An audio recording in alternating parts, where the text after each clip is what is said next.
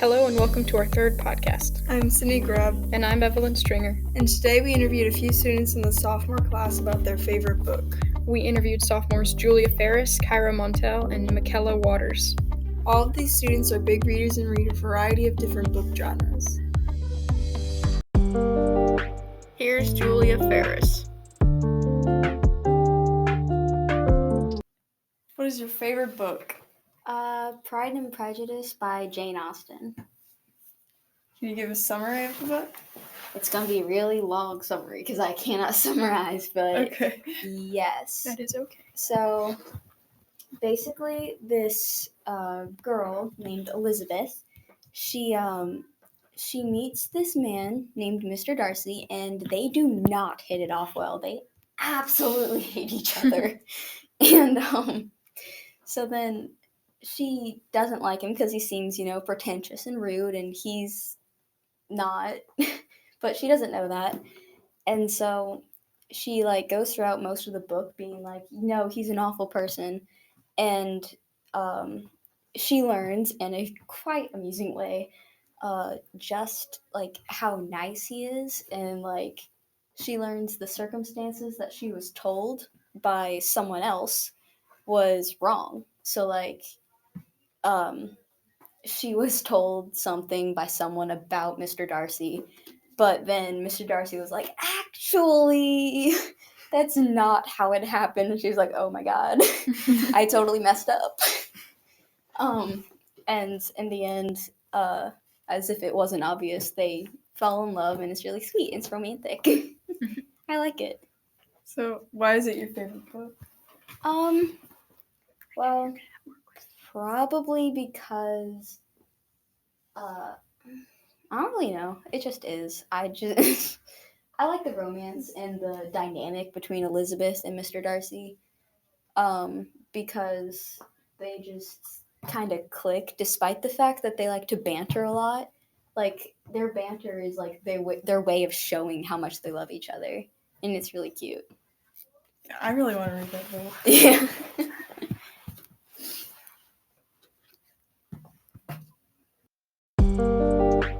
Here's Kyra Montel. What is your favorite book? My favorite book is Echo by Pam Ryan. Yep. Can you give a summary? So the book starts in a kind of like a secluded village when you're following the narrative of a boy playing hide and seek. He accidentally wanders too far away and meets these three women named Einsvei and Dry, and they have been basically trapped in this area because their mother dropped them off one by one each time she had a kid, and they ended up getting merged into a magic instrument because that was the only way they could escape their little tormented house.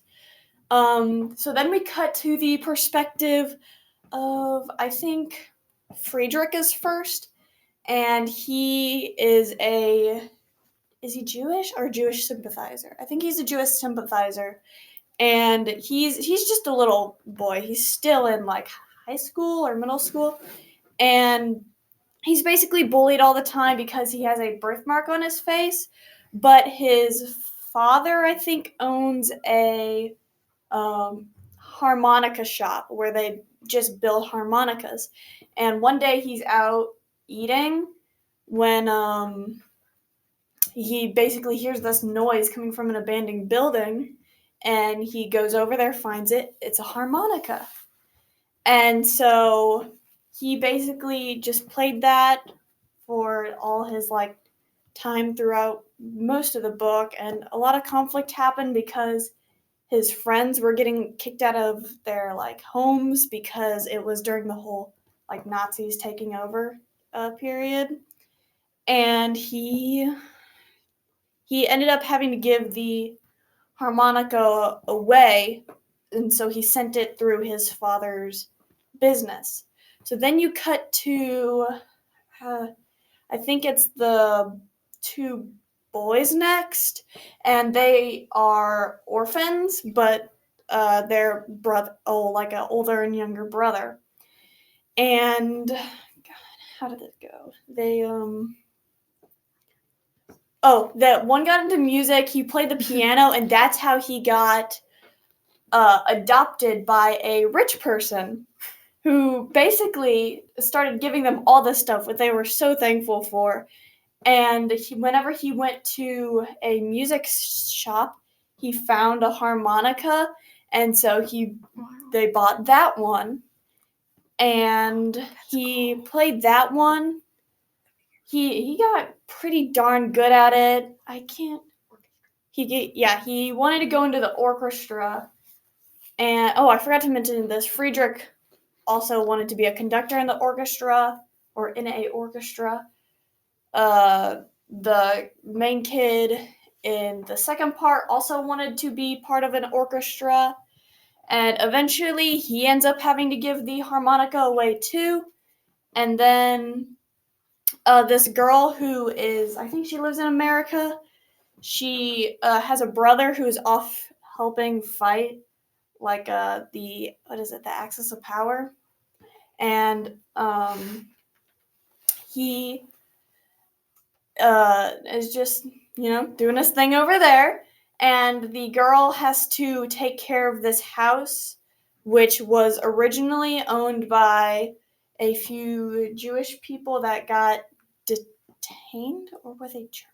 I can't remember. It's all fuzzy. It's been like a year since I read the book, but so they got kicked out of their house, and so the main character's parents are taking care of the house so that way it doesn't fall into ruin.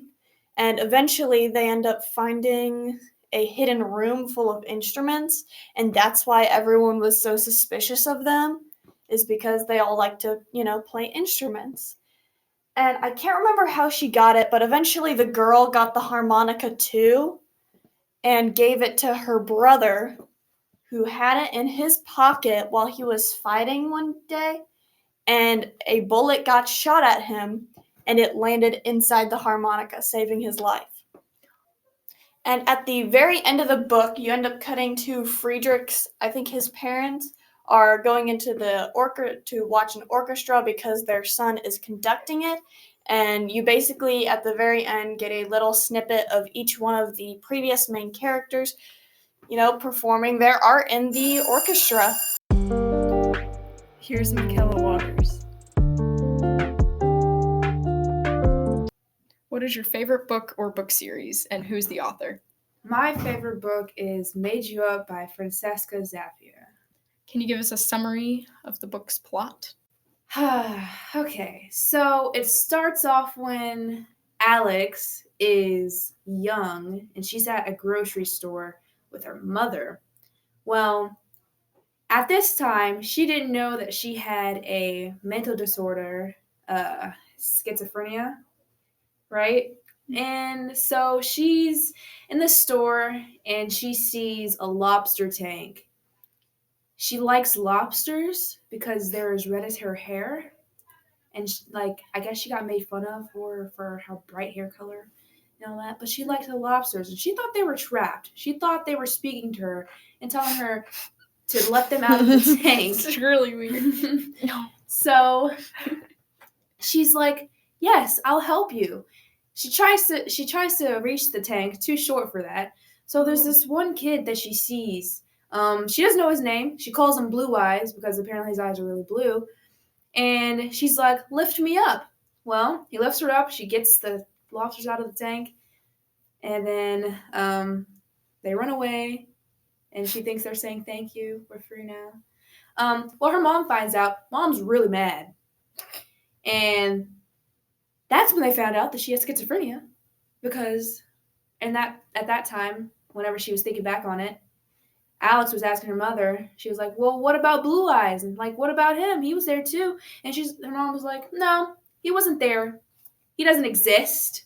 Well, plot gets really crazy, and it's she's in high school now, and no one knows about her schizophrenia. She moved schools, from her old high school to a new school. No one knows about her schizophrenia. She's living a semi-normal life, you know. Well, she meets this guy named Miles at a coffee shop that she works at. She sees him, immediately is like recognizes him, thinks he's familiar. She says in her mind, "Is that Blue Eyes?" She has this quote-unquote magical 8-ball that she uses to she asks his 8-ball questions, the 8-ball answers back yes, no, you know the gist. Well, she meets Miles after years and she spills a drink on him. So great first impression. They go to school. I forgot how she joined the club, but she joined this club like community service that Miles was the head of. She doesn't tell him that she recognizes him, so they start off as, I guess, like enemies, but not really though. It's more like, I don't even know. It's just weird. He's a weird person. He's very peculiar, you know. He's a weird guy. He's stupidly smart. Well, yeah, they start off as that. She joins the club. They become better friends. They're friends most of the time, you know. Nothing really happens. They just have like a connection, and then they go to a party. And at this party, there's this mean girl. I forgot her name, but she's mean, and apparently she thought that Alex set her hair on fire at this party, and she was blamed for that. I still don't understand who set her hair on fire. Don't really know. But really, after that, Alex left the party, like she's in tears and stuff, walking down the street. Her schizophrenia acts up. Oh yeah, I forgot to mention, she has a camera that she uses to take pictures of everything to decipher what's real and what isn't. Right. Okay, back to the word I was saying. She was walking down the street. She's in shambles, tears, everything. And she sees a hallucination of Miles, bloodied, really creepy looking. Yes. That's when Miles finds out that she has schizophrenia, because he's running after her after she left the party, and she's in hysterics. Like, she's crazy, like, out of her mind right now, bawling, passes out. He drops her mom off. He drops her off at her mom's house, and her mom is I struck her as mean in the beginning of the book. Like, she didn't, like, really, I don't even know how to explain it. The dad's better, in my opinion. But drops her off at home, yada, yada, yada, yada. She has a sister named Charlemagne, you know. Sweet little girl. So Charlie's the only one who, like, understands her for her schizophrenia and stuff. And she has a cute little tick where she chews on chess pieces, right? So, yeah. She goes home. Charlie's comforting her and stuff like that. Was I supposed to, like, say the big plot twist, or? You can if you want. Okay, cool. We'll put a spoiler warning. Okay, Yeah. spoiler warning. Spoiler warning. Well, later on, so Miles, a thing about Miles, his mom is in a mental hospital because Miles' dad is a very mean guy and no one likes him. Okay, I hate him. My personal opinion. But Miles' dad did something like his mom. It was crazy. Basically, he made it seem like Miles' mom was crazy. So now Miles' mom's in the mental hospital, and Miles goes to visit her like every weekend. But he needs to, whenever she gets out, he wants her to have something to like fall back on, you know, like a place to go to. So he does these jobs that are not very nice. He gets paid. People pay him to do mean things to other people. For example, later on in the book, he takes Alex on a little trip to this guy's house that she doesn't know is one of her friends. I forgot what his name was. Tyler? I don't know if it was Sounds like a Tyler thing to do. Well, she went to her friend's house, She doesn't know what she's doing. She doesn't know whose house it is. I mean, she's just there.